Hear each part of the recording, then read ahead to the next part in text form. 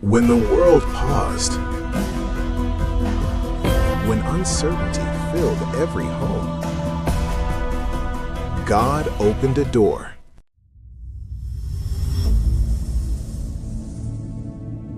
In the middle of the pandemic, a simple noontime program began. A program for information, for timely guidance, and most importantly, for answers the Bible way. Led by Pastor Gil M. Lorena, the Baptist Lunch started with one mission: to bring truth, hope, and guidance every day at 12 noon. Day by day, message by message, God used this platform to reach hearts, strengthen faith, and give clarity in confusing times. From one program, God allowed more to grow. Sharing wisdom for the body, guiding the teens and young people, preparing hearts for future families. What started as a response to a crisis became a continuing ministry. Through every challenge, every broadcast, every viewer, God has been faithful. 6 years later, the mission remains the same: to inform, to guide, to point people back to God. This is not just a program. This is a testimony of God's provision, of God's faithfulness, of lives being changed, one noon at a time.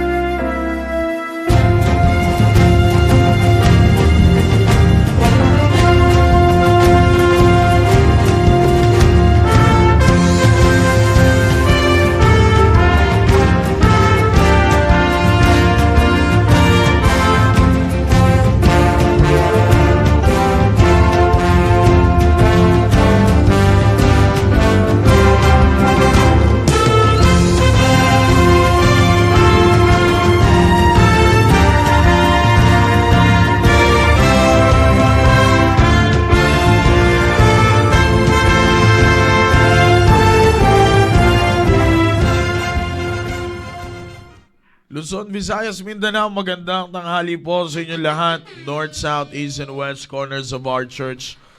Good afternoon or good noon. And to our international viewers, isang mapagpalang gabi po or gabi. Tanghali sa inyo lahat na hindi pala international. So tama lang yung banggit ko kanina. Gabi, tanghali, umaga, hapon, anumang oras po sa inyo. Maraming salamat sa pakikipag talakayan niyo po sa amin ngayong po tanghali po na ito dito sa oras ng Pilipinas. Time check 12:23 at ako po ay naniniwala na tayo po ipagpapalain ng Panginoon. And we are still on the month of celebration mga kapatid. And again, happy 6th anniversary sa ating pong Baptist Lunch. At tuloy-tuloy tayo sa ating pong programa. And just like what I've said last Tuesday, parang talagang parang kulang yung damit ko no? Hindi nawawala yung medyo may nawawala po akong gamit. Baka nandiyan dyan sa bahay ninyo. Dahil may hanapin namin ni Sir Vinson. Parang ganun tuloy ako ng ganito. Wala yung natin stewards. Okay, anyways, Again, magandang tanghali po sa inyo lahat. Ako'y nagpapasalamat sa Panginoon na tayo po'y nakabalik muli dito po sa ating programa. And kagabi ko pa pinagpipray Sabi ko, Panginoon, pagkalooban mo ako ng sapat na kalakasan para makapag-baptist lunch. Medyo okay na. Shout out kay Sir Vince at kay Sir Alex. Yan, at ganoon din kay Sir John na tumakbo. Pero mukhang masyado atang nadiin yung yung leg. Then simula kagabi at medyo gumanda-ganda na po ang ating upper back kasi grabe yung pain kagabi. Biyera, sabi ko, Panginoon, please, pagkalooban mo ako ng sapat na kalakasan para makapag-baptist lunch. And salamat sa Panginoon na tayo po ay nandito ngayon. Amen?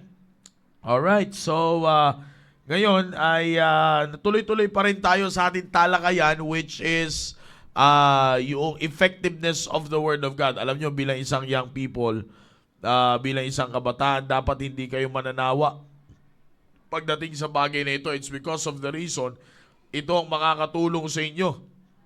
No, ito ang makakatulong sa inyo para kayo ay mas lalo pang lumago bilang isang kabataan. Alam nyo, sa panahon ngayon, it is very easy for the young people na sila ay tumayo sa lumulubog na pundasyon. They are easy to stand on the shifting ground na kung saan ay paiba-iba ng nangyayari. Dito, minsan okay, minsan ganito. Kaya makikita mo, sumusunod lang talaga mga kabataan ngayon sa trends. Diba? Trends change.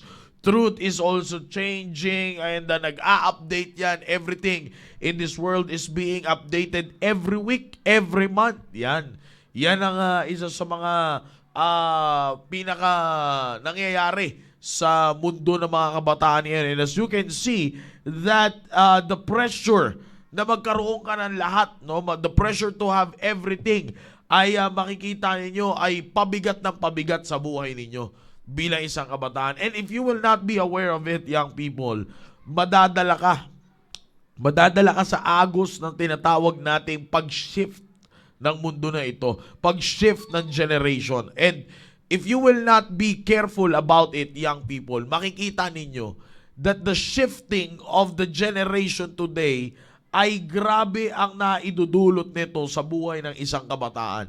Sabi ko nga makikita mo ang isang kabataan maayos sa una, pero dahil tumatayo siya doon sa shifting sand, doon sa shifting ground, makikita mo, mag-iiba na naman siya. And kapag, eto yan, tandaan nyo, team focus, team preparation, magandang tanghali pala sa inyong lahat. Lahat ng team focus leaders, good morning or good afternoon. And also sa lahat ng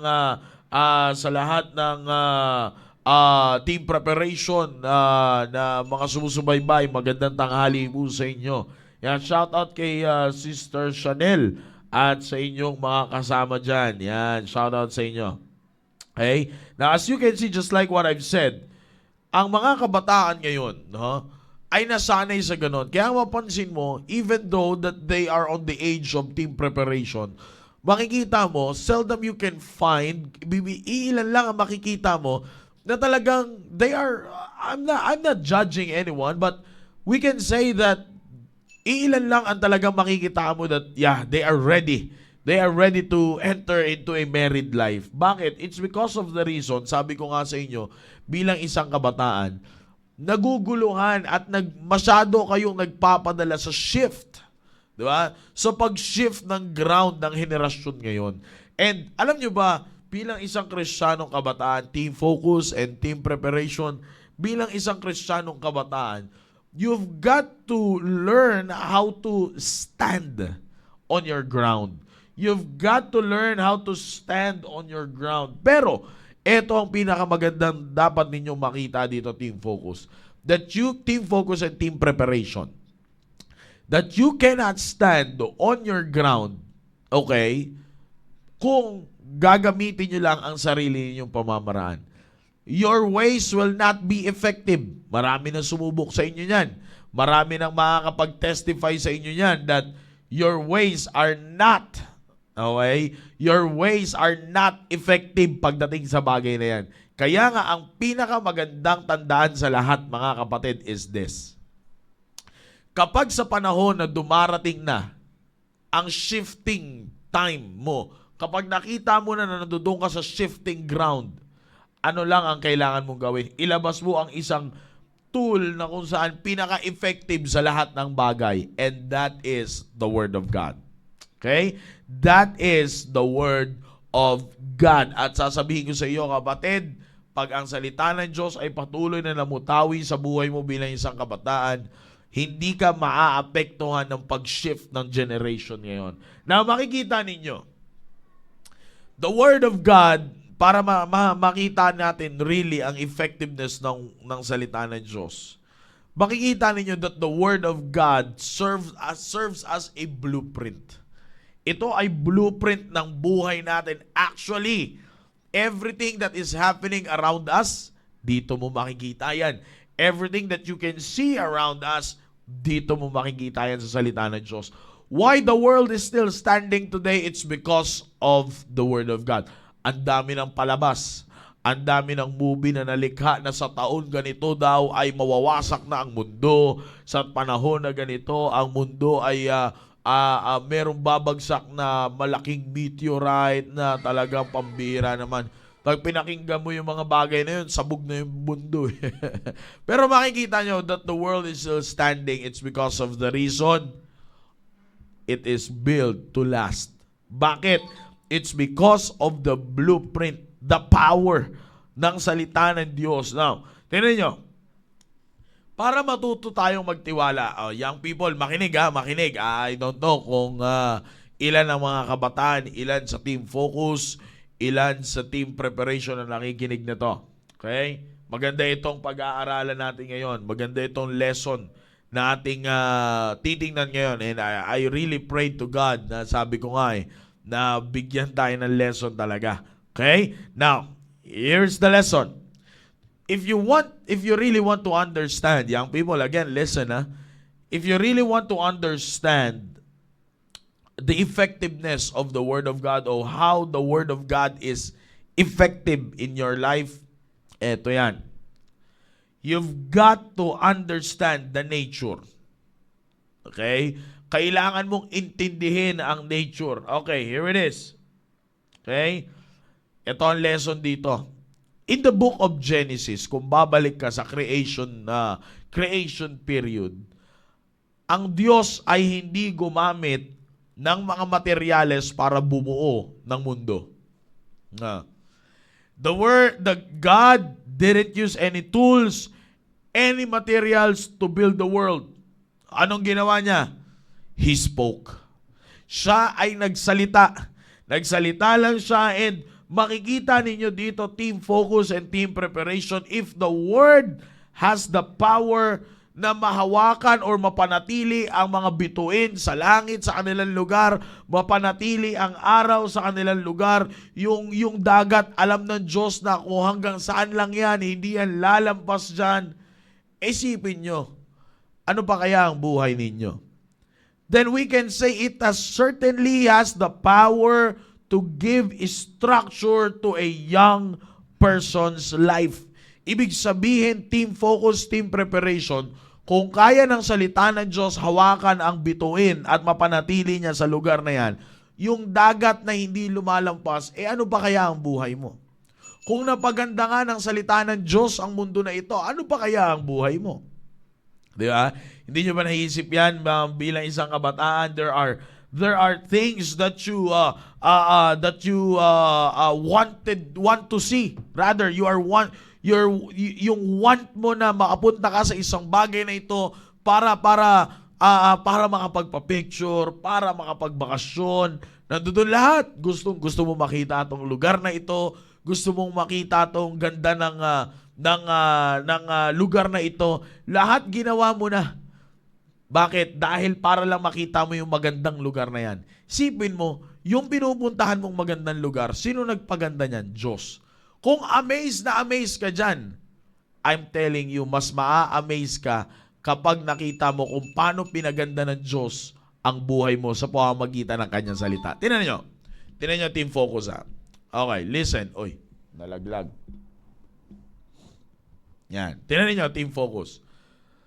Isipin nyo to. Tuwang-tuwa kayo kapag nakakapunta kayo sa magagandang lugar. Diba? Tuwang-tuwa kayo kapag nakakapunta kayo sa isang lugar na kung saan makikita ninyo, oh wow, this is it. Ito yung hinahanap ko. Lalo na ngayong bakasyon, my goodness, I'm telling you. Ayan na. Diyan na magpuputukan ang mga punta tayo dito, mga yayaan na kung saan punta tayo dito, punta tayo dyan, punta tayo doon. Diba?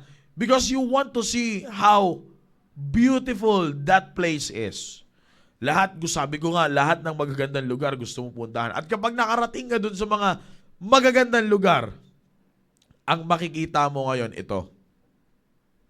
Ma-amaze ka kung paano ito naging ganito. Ma-amaze ka kung paano naging ganyan ang lugar na yan. Ma-amaze ka sa ganda ng lugar. Grabe, you will caught in awe. Talagang, you will be amazed by everything that you will see around it. Pero ito ang tanong ko dyan, team focus and team preparation. Alam mo ba, ang nagpaganda sa lahat ng mga bagay na yan dahil lang sa isang salita ng Diyos. At ang sabi ng salita ng Diyos, and God said, let there be light, and there was light. And God said, let the fountains be ganito, ganyan, ganyan, ganyan. And God said, and God said, and God said, and God said. And God said, let the earth bring forth. Let the earth bring forth. Lahat yan galing sa isang salitang God said. Alam mo ba, team focus, team preparation, kung papairalin mo ang God said sa buhay mo, grabe ang ganda ng buhay mo. You cannot think of anything na pwede mong itumbas sa buhay na nagmula sa God said. Ewan ko kung ilang kabataan ang nagsiseryoso ngayon sa aking sinasabi. It's because of the reason, young people, iyan ay pagpapahayag. Kaya ako po ito nabuo, itong lesson po na ito. It's because of the reason na gusto ko pong magtiwala kayo sa salita ng Diyos. Gusto kong matuto kayo na magtiwala sa salita ng Diyos. When you trust His Word, young people, ito tandaan ninyo, team focus, team preparation. Kapag natuto ka magtiwala sa salita ng Diyos, you are aligning yourself with the power that runs the whole world, that runs the universe. Ibig sabihin, team focus and team preparation, kapag nagtiwala ka sa salita ng Diyos, ibig sabihin, you are aligning yourself sa power na nagpapatakbo ng mundo. Gaano kalaki ang universe, gaano kalaki ang pagkatao mo, isipin mo, kung kayang patakbuhin ng salita ng Diyos ang buong universe, how much more ang buhay mo? Di ba? Ilang tao na ang nawala sa mundong ito, pero ang mundo ay nandito pa. Isipin mo kung right now, team focus and team preparation, I want you to take this seriously. For you to be encouraged na mas lalo ka pang magtiwala sa salita ng Diyos. A lot of young people nowadays are trying to run their own lives. They are trying to do this, they're trying to do that. Pero makikita ninyo the results of it. Hindi mo makitaan na talaga sobrang laki. Pero hayaan mong patakbuhin ang salita ng Diyos. Hayaan mong patakbuhin ang salita ng Diyos ang buhay mo. Anong mapapansin mo? Makikita mo na ang salita ng Diyos ay eto pala ang kayang gawin sa akin. Ito pala ang kayang gawin ng salita ng Diyos sa akin. Kaya nga mapapansin nyo, team focus and team preparation. Sa buhay ninyo, naaayon lagi ang salita ng Diyos. Sa buhay ninyo bilang isang teenager, you've got to fully trust the Word of God. Sa buhay ninyo bilang isang team preparation, you've got to really put your trust in the Word of God. It's because you're that close to start a family. Na kapag hindi mo sineryoso, kaya nga hanggang sa team preparation show, makikita nyo nakabukas ang Biblia. Nagtuturo ng prinsipyo para paano ka mag-prepare, paano ka maging handa sa pag-aasawa mo. At lahat yun ay galing sa salita ng Diyos. Now, madali lang magsabi na ikaw ay preparado sa pag-aasawa kapag meron kang pera. May maganda kang trabaho. That is how you run your preparation for marriage.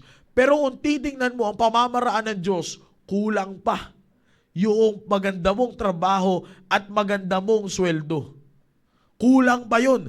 Bakit? It's because of the reason na ang sabi nga in the book of Psalms, except the Lord build the house.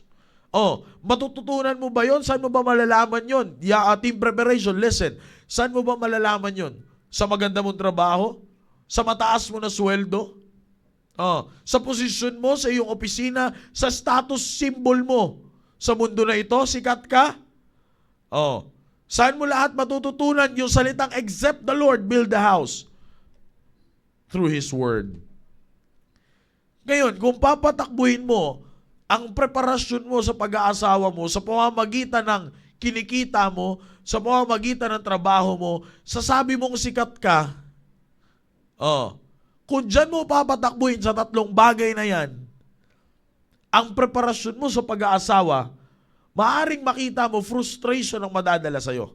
Pero kung gusto mo talagang makapag-prepare ka ng maayos pagdating sa pag-aasawa, you've got to fully give your trust sa salita ng Diyos that runs para ikaw ay ma-align doon sa isang bagay na nagpapatakbo ng mundo. Sabi ko nga gaano kalaki ang mundo? Gaano kalaki ang buhay mo? Lalaki ba ang buhay mo sa mundo? Hindi.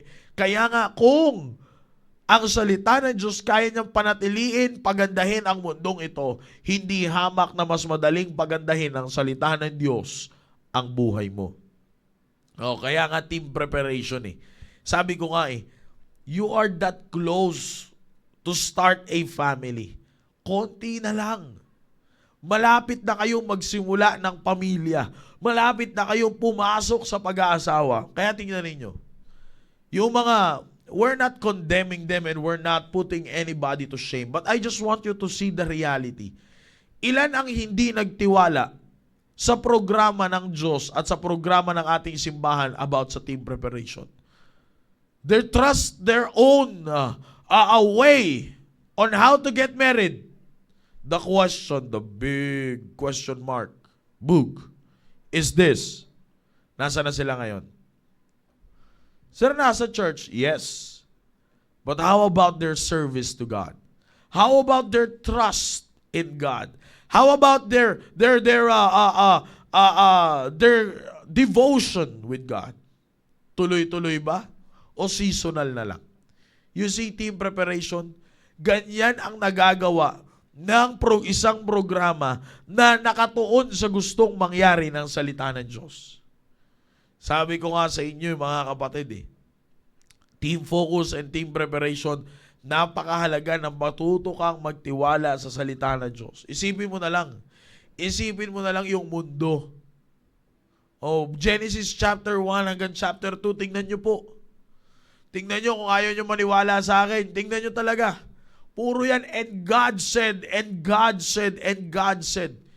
Hindi siya nagpabili ng isang sakong simento para gawin ang ganito.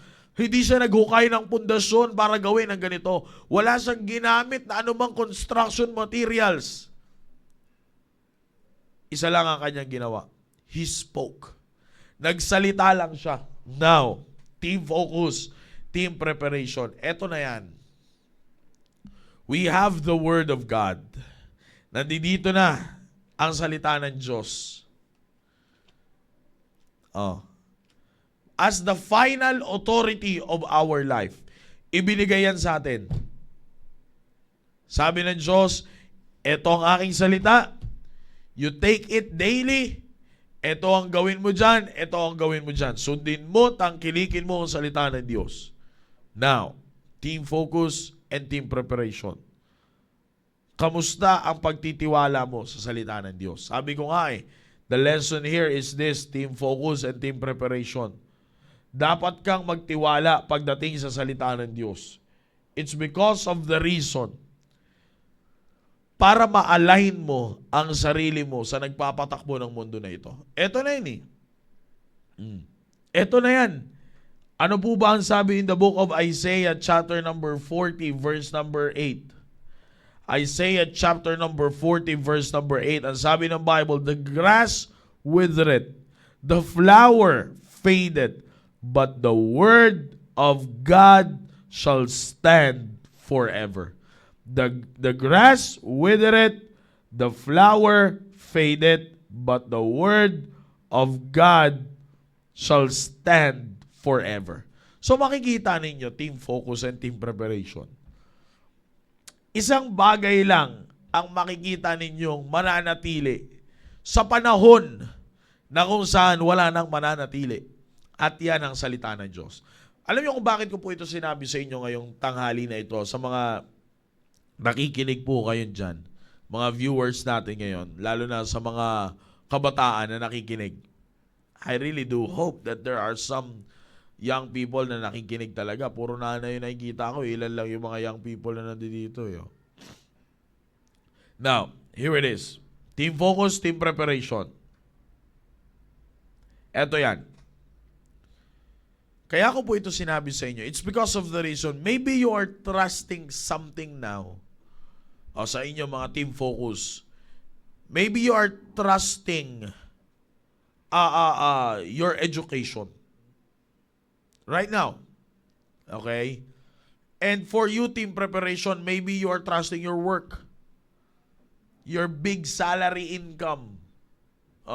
Maring dyan ka nagtitiwala ngayon. Pero nais kong sabihin sa'yo, kapatid,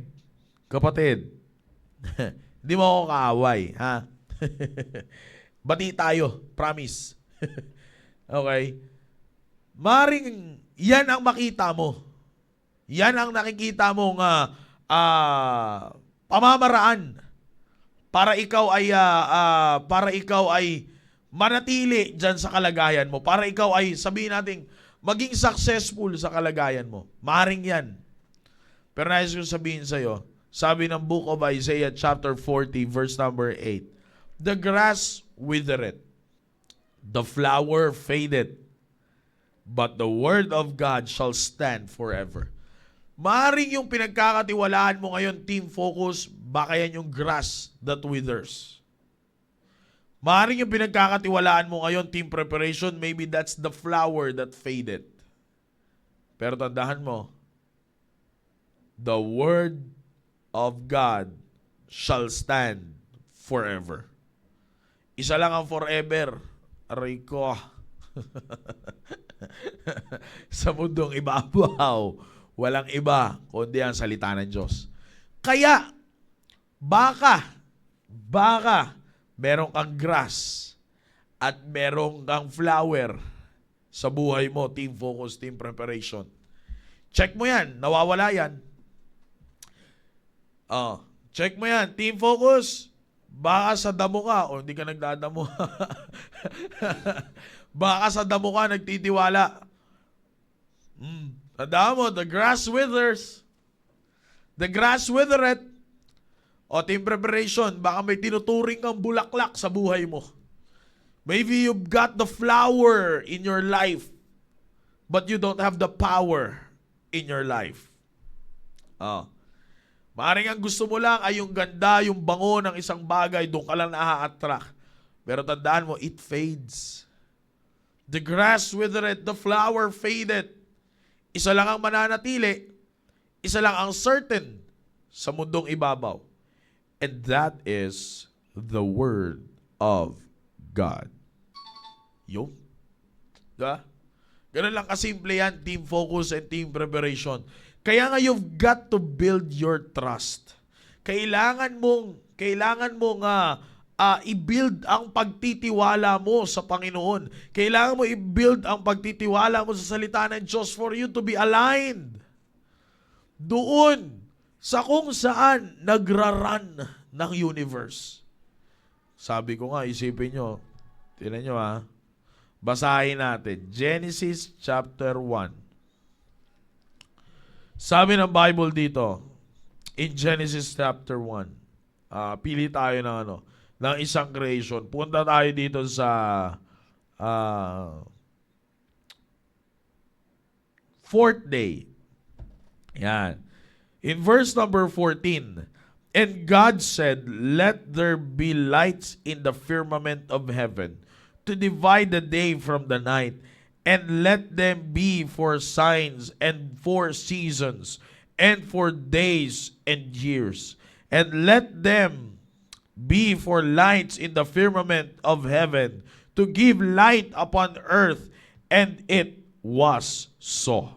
And God made two great lights, the greater light to rule the day, and the lesser light to rule the night. He made stars also. See that? Makikita nyo team focus and team preparation. Kung bakit nag-i-enjoy tayo sa araw-araw, sa liwanag ng araw-araw, it's because of the reason Diyos ang nagbigay ng liwanag. Kung kaya niyang bigyan ng liwanag ang mundo na ito, how much more yung madilim mong buhay? Oh. 'Di ba? How much more yung kung kaya niyang bigyan. Oh. Ang mundo na ito ng sobrang liwanag. Oh. Isipin mo na lang yung buhay mo.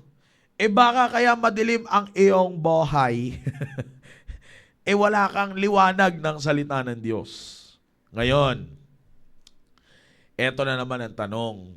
The question is, will you allow the Word of God to give light to your life? Hayaan mo ba na mananatili na lang madilim ang iyong buhay? Bakit? Kasi ayaw mo, sinasarado mo ang salita ng Diyos eh. Pero buksan mo yan. Bang! Lalabas yan, liwanag. Ang bagal nung natin, sound guard. Lalabas dyan yung liwanag. Buti pa yung commercial dati ng Meralco liwanag. Meralco ba yun? Di ba? Liwanag ang buhay. Di ba? Kita mo, team focus, team preparation. Tingnan mo na lang, sa mga team preparation, ilan na sa inyo ang nagpaplano na mag-asawa? Pinagkakalooban na sana kayo ng Panginoon, pinadilim mo pa kayong buhay. Bakit? Sikat yarn. Di ba? Di ba? Instead na sabihin mong, kilala mo ba ako? Pwede mong sabihin, kilala mo ba ang Diyos na nagdala sa akin para sa'yo dito? Yon! Pwede naman palang ganun eh. Di ba? Kasi kung ikaw lang, abay, paano pag sinagot kang, hindi kita kilala? Di ba? Ang syakit. Tapos magpapalit ka na ng profile na itim. Broken yarn. Pero kung sabihin mo dyan, kilala mo ba ang Diyos na nagdala sa akin dito sa pintuan ng bahay nyo para kumatok sa puso ng iyong buhay? Diba? Pero tinan mo team preparation, bakit nagkakanda blendong blectad ang pagpasok sa pagiging sa buhay mag-asawa? Kasi masyado ka nagtitiwala sa liwanag mo. Ang liwanag ng tao, papundi-pundi yan. Pero kapag liwanag ng salita ng Diyos ang naghari sa buhay mo, maliwanag yan. See? Ang dami. It's just an illustration, pero ang dami pa na pwedeng at kayang gawin ang salita ng Diyos sa buhay ninyo. Kaya young people, team focus, team preparation. I don't know kung ilan ang team focus sa ating mga viewers ngayon. I don't know kung ilan ang mga team preparation sa viewers natin ngayon. Pero ito lang tatandaan ninyo. Let the word of God shine upon your life. Tandaan nyo yan. Magtiwala ka sa salita ng Diyos for you to be aligned. Kalahin mo ito, salita ng Diyos ang nag-align sa mga bituin. Salita ng Diyos ang nagbigay ng beauty sa mundo. Sino pa ang buhay mo? So all you have to do is to simply trust the Word of God in your life. I'll see you next Thursday. Marami pa tayong pag-uusapan next Thursday. Alright? So I hope I've been a blessing sa inyo. At ako po ay nagpapasalamat sa Panginoon na sa programang The Baptist Lunch ay patuloy tayo nag-uusap. Huwag kayong mag-alala, yung mga nag-aasam-asam na maibalik yung isang programa, maibabalik po natin yan. Probably, ngayon, March, April, probably on May. Yan. May magbabalik ang iyong pinaka-paboritong programa tuwing madaling araw. Alright, so again, ay salamat sa Panginoon na tayo po'y nagkasama-sama po dito. Okay? I'll see you on the next episode of your favorite noontime show. Once again, this is the Baptist Lunch. In behalf of our pastor, Pastor Gil Laurena, who is the executive producer and the director of the program, the Baptist Lunch. Happy anniversary sa Baptist Lunch. And I'll see you soon. On top of all this, mga kapatid, I am your host, Brother John Mark. Blessed and unstoppable. To God be the glory.